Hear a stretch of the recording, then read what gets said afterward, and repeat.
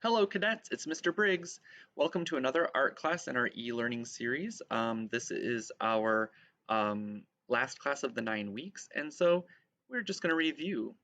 Remember, you are an artist, and this is your time and space to create art, and we'll talk a little bit about what do artists do.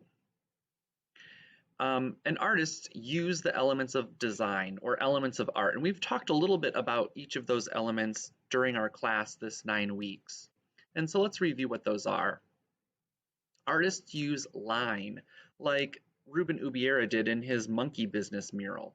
Look at how he has contrasting colors outlining some of the shapes in his artwork that makes them stand out. Artists use shape, like Janet Fish did. She's an American artist. When she created this artwork, Yellow Pad, you can see the variety of shapes that she has. She has some geometric shapes, like triangles and circles. She also has organic shapes or freeform shapes that are wavy or irregular.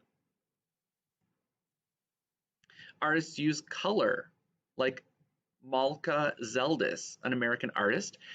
Here, Malka has used some complementary colors. This blue next to the orangey yellow is a complementary color. Those are opposite of each other on the color wheel. And you might think about how you can use color in art. Artists use texture. This artwork by Sandy Skoglund has a texture that you might recognize. What do you think is covering the chairs and the people? Sandy Skoglund uses a variety of materials when she makes her artwork and will often make a kind of a room or a place that feels like a real place with her artwork, and then she has people that will be in the artwork as well. So it's kind of like a performance art. Sandy Skoglund. Think about that texture. Might have a little something on your fingers when you're done. Artists use value. That's the lightness or darkness of a color.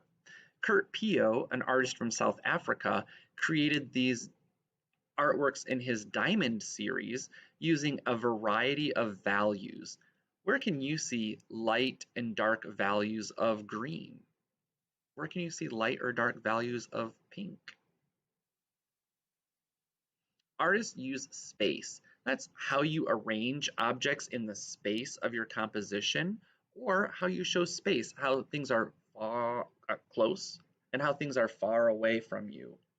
This artwork by Joseph Jean Giel, who is Haitian, is called Haitian Landscape. He's created depth of space. We can tell that there are objects that are very close to us, like a tree in the bottom right corner, and then a yellow house further away. And then even further still, there are some other houses. And then you can keep going back and back and back. Objects get smaller, and there's some overlapping shapes to create depth of space. Artists also use form, and these are three-dimensional objects, like a sculpture or a drawing of a three-dimensional object. This artist here is Jun Kaneko, and he is famous for making these dongos, which is another word for dumpling, and they are gigantic clay forms. This space that he's in here is actually his studio and the kiln. And if you remember in ceramics or in the art studio, we have a kiln and we load our ceramics in to make them hard like stone. And that's what Jun Kaneko will do with this giant dongo made of clay. He will fire it in this giant kiln. So now that we've reviewed the elements of art, it's your time to create.